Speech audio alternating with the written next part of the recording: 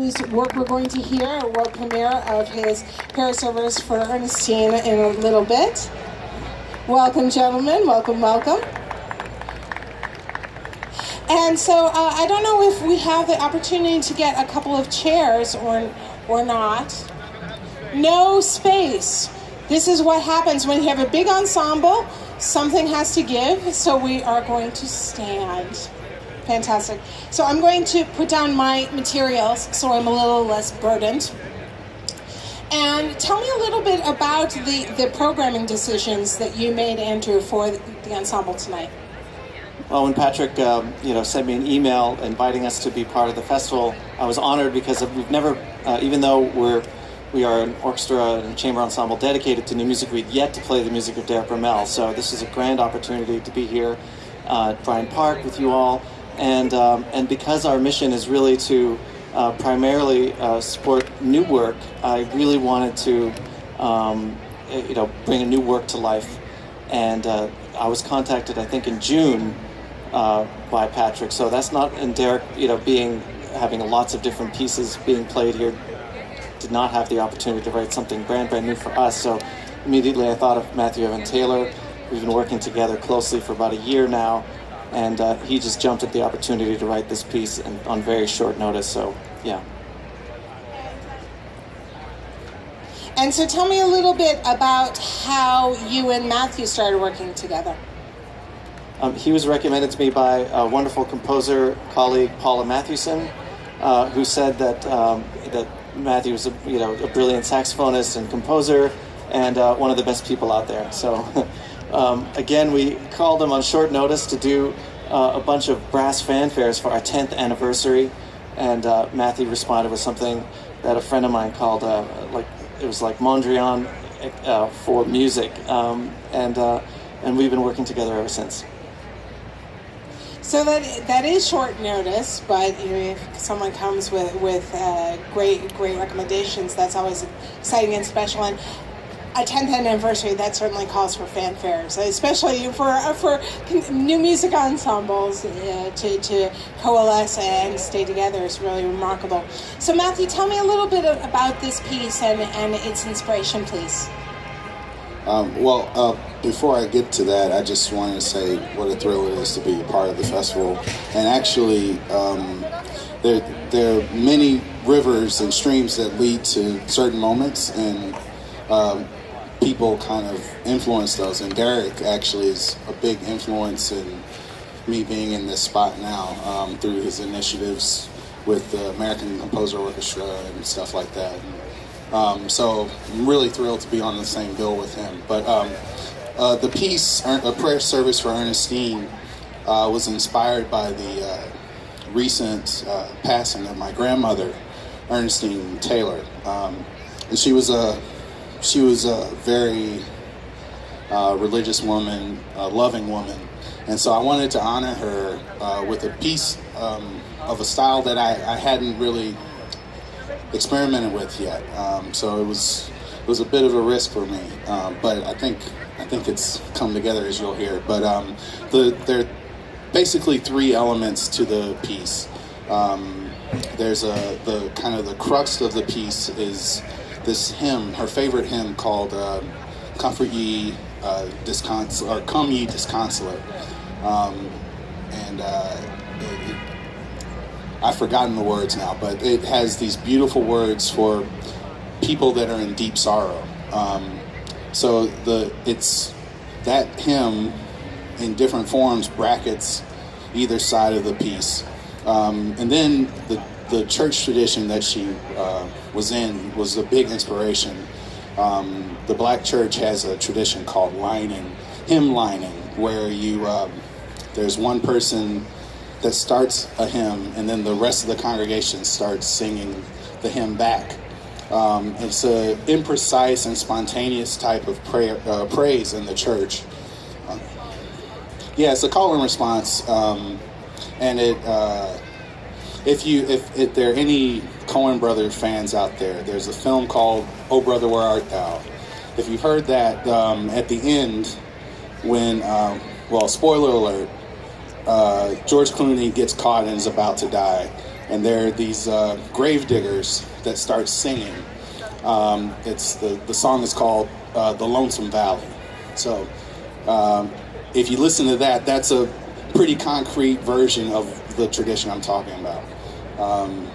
So I tried to emulate that in the instruments on stage, and then follow that with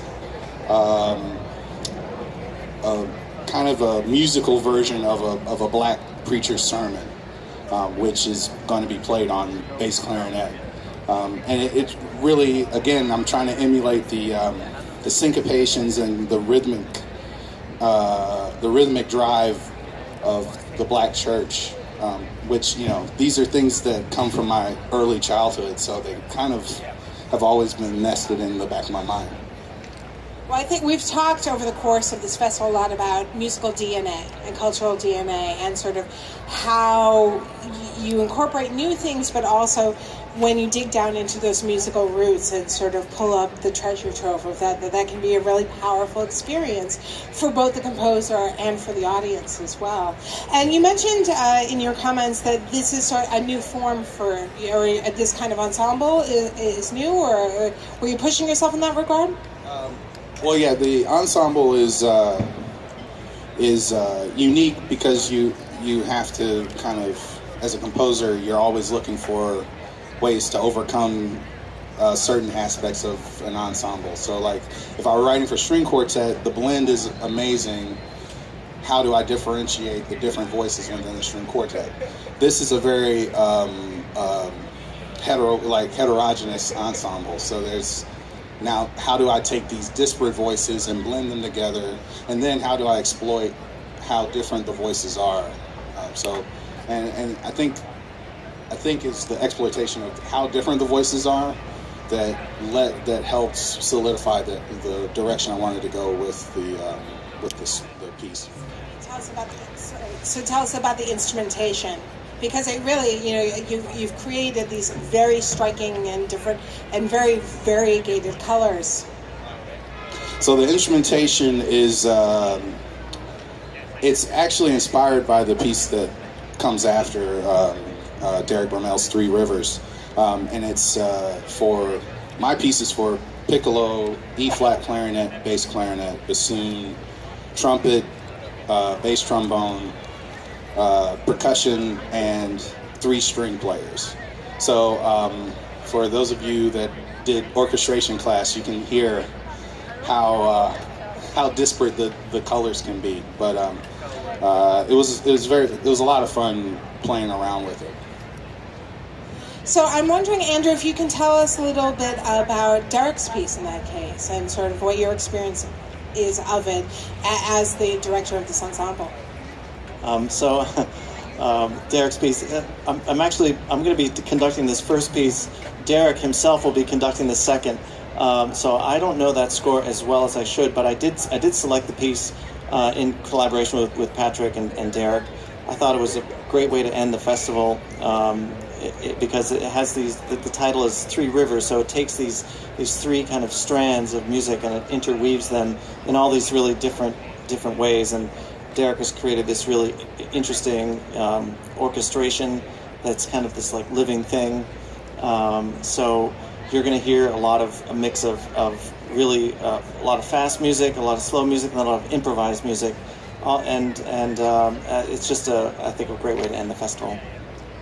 And so your ensemble really has a dedication to new work and new composers.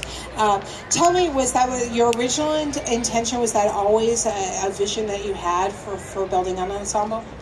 Oh, actually, well, not exactly. Actually, I'm sort of a latecomer to new music, if you believe it or not. When I started the ensemble, I was really trying to rejuvenate the tradition of classical music. But then quickly I learned that it's actually the reason why I learned that really the heart of our tradition is new music, and then we sort of strayed from that a little bit. And it was really during our first concerts when we'd program an older composer, but then we'd put some younger composer on there, almost like as a token.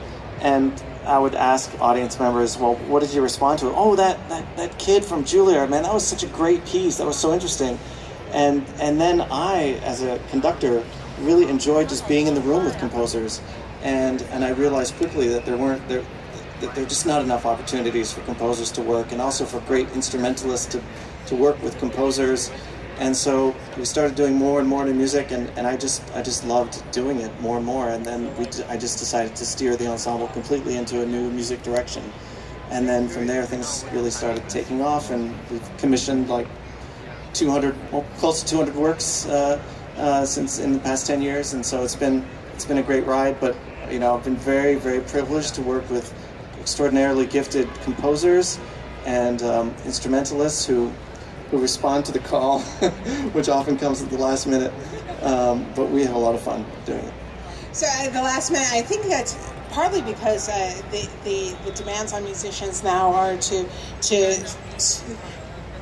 contribute to the streams of so many activities simultaneously. And I think that's partly because of artistic interest and partly financial realities, and also I would hope, taking advantage of new connections, new relationships, new opportunities. So tell me a little bit about your collaborations and sort of the back and forth, whether it's with Matthew or other composers you work with. Well, I think that each one has been very different, and I think that has led the ensemble into all these different directions. I think our ensemble is hard to pigeonhole because I've just really, as a rule, worked very closely with the composers and tried to find out what they wanted to do, and I often encourage them to do something they haven't done before, so that we could try to just kind of break new ground together. So in that spirit, it's just led us in a very meandering route. But what's cool for me is that it keeps it very interesting, and I'm always like, I would never have guessed that I would be doing something like two years prior. Like, would I be doing this? Probably not. But then I'm doing it, so it keeps it very interesting. So it stretches you and stretches the ensemble and stretches the composers. That feels really good all the way around, I would hope. Yeah.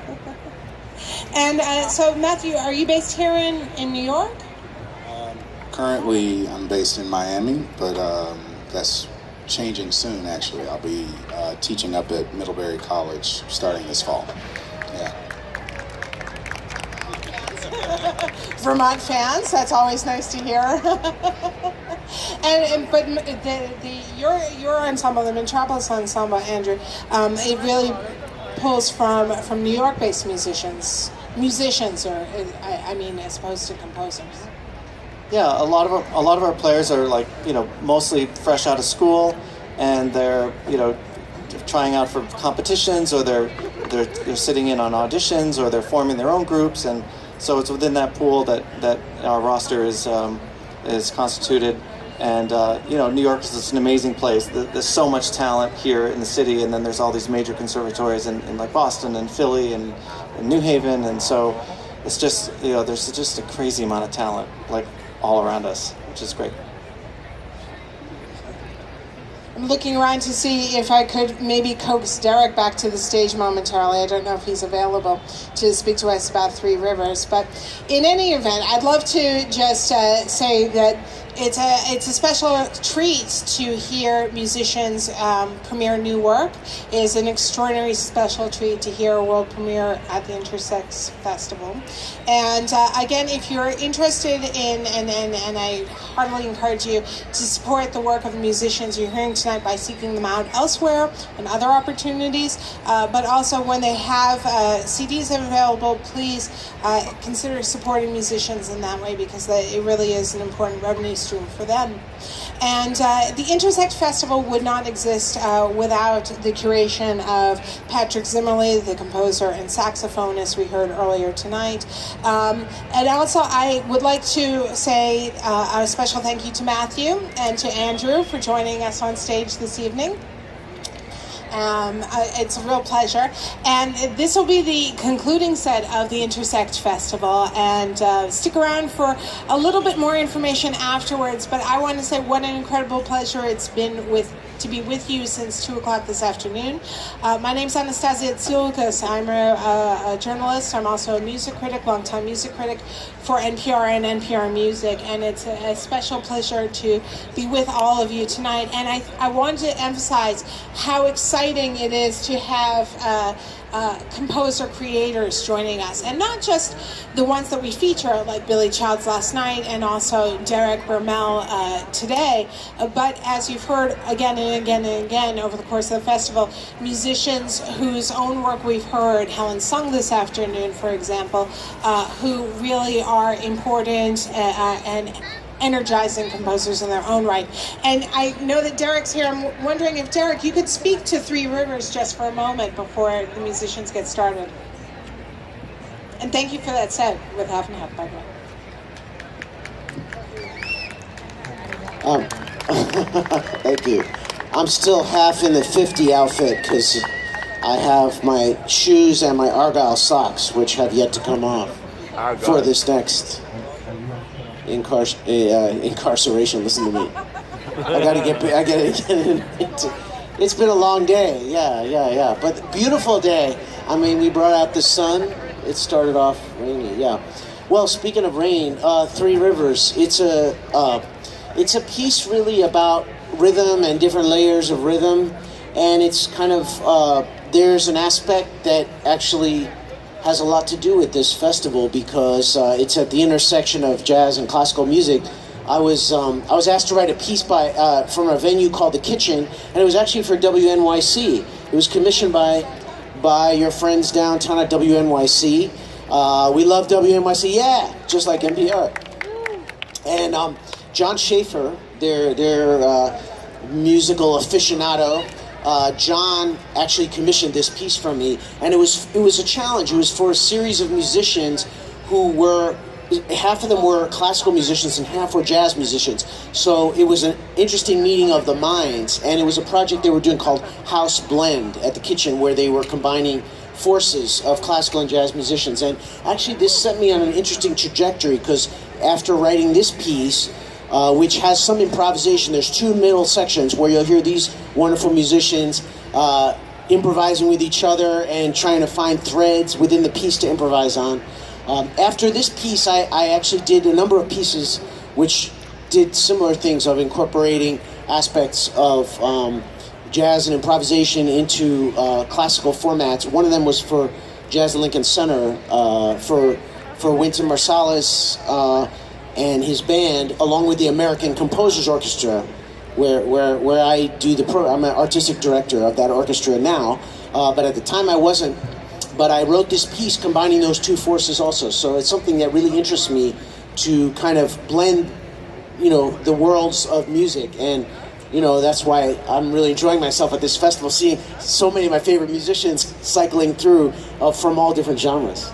Well, I think that is a treat for all of us. And 2 things. First of all, John Schaefer is an incredible force for music and musicians here in New York and nationally, I would say. So big ups to John, who's also a fantastic person. And also, I wanted to touch on something we haven't talked about a lot in this festival, is your work with the American Composers Orchestra. And you mentioned very quickly that you're the artistic director of that. Tell us a little bit more about their activities or your activities with them. Yeah, well, ACO, I mean, it's a great orchestra. It's been around for 40 years. Actually, this is the 40th anniversary of the orchestra. And, everyone from Aaron Copland to Leonard Bernstein, and, it kind of has passed through ACO over the years. And many great jazz musicians, Henry Threadgill, George Lewis, Muhal Richard Abrams, so many great people, Jane Ira Bloom. There's been so many great composers. We worked a lot with composers across the spectrum. And, one of the things that's really important to me is working with younger composers and composers coming up like Matthew here. Actually, Matthew was involved in a reading we did with the Detroit Symphony, where we actually ACO sponsored an earshot reading with the Detroit Symphony, and he had a piece read, which was quite beautiful. And so I'm so happy. Okay. What's an earshot reading? What is that? An earshot reading is where we do readings. The American Composers Orchestra does readings of works by young composers every year and emerging composers. And so in order to kind of outsource that, we bring that to orchestras all over the country, including the Detroit Symphony, including the New York Philharmonic, including orchestras across the country. We even did one in China. Yeah. So it's really exciting to bring these new works to life. They're readings of works that have never been performed. So we hope they have a long life after those readings. And Matthew, who wrote this next piece, is one of the beneficiaries of that, and now he's going on to do great stuff. So I'm really happy to see him here, and just wishing him the best and everything. Yeah, he just got a job as a professor too. So, okay, yeah.